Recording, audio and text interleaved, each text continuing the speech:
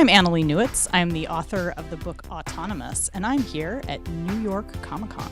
I'm Arsenault Rivera. I'm the author of The Tiger's Daughter and The Phoenix Empress, and I am also here at New York Comic Con. What up?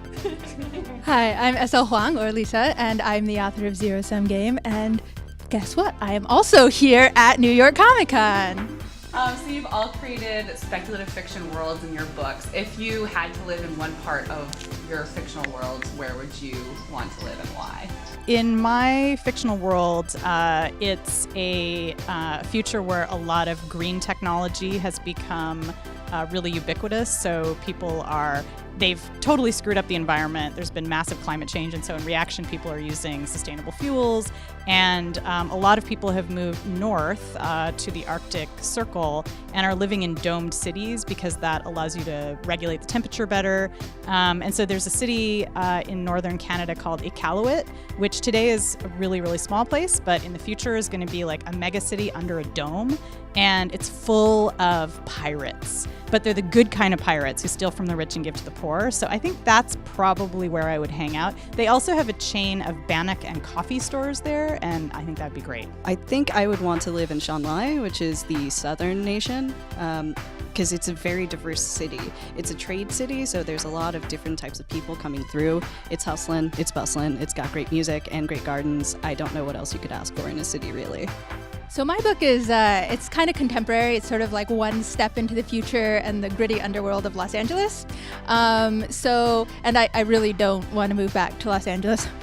But I've written a lot of short stories also, and I think what I would choose would be, I got solicited for this anthology, and they asked us to write optimistic science fiction, which I loved that call because so much of what we write is so hopeless and dystopia, and it was, let's be hopeful about technology in the future.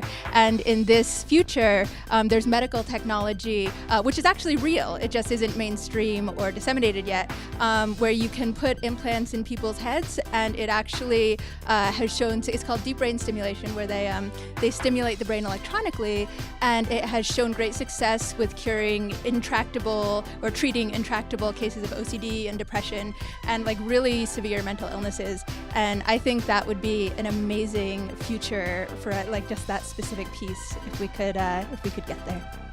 If you could assign one speculative fiction book for America to read together and discuss, what would you choose?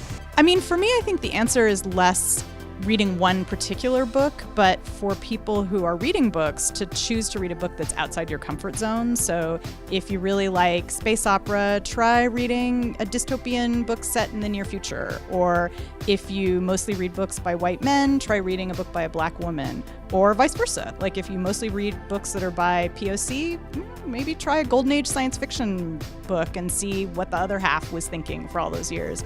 So I think that's the wonder of fiction, is that it's about trying to empathize with people who are unlike you or creatures who are unlike you. So I think that's the best way to do it. It's so hard to think of one book, and I think the reason for that is, just as Annalee said, one book is never going to capture everybody's experience in all axes of humanity. It can't, that's asking too much. And we get into this sometimes when we're talking about, read this book to get the experience of so-and-so demographic. Well, no one book can ever do that, and that's why we need, this breadth of fiction in order to see the richness of the world. I'm on Twitter at Arsenault Rivera. That's both of my last names. They're both my last name. I'm on Twitter as Annalee N, or you can find me on the web at AnnaleeNewitz.com. I am also on the web, how archaic, at slhuang.com, Huang, and I am also on Twitter at at SL_Huang.